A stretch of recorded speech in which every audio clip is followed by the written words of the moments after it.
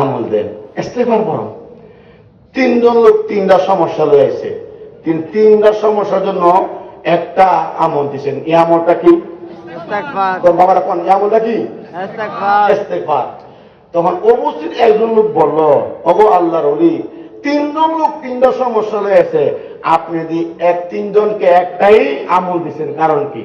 তখন তিনি আয়াত তেলাওয়াত করছে, ফাকুলতু আস্তাগফিরু রাব্বাকুম ইন্নাহু কানা গাফফারা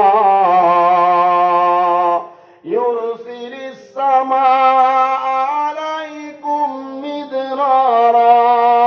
ইস্তিগফার করো, আল্লাহর কাছে তওবা করো, আল্লাহর কাছে ক্ষমা চাও।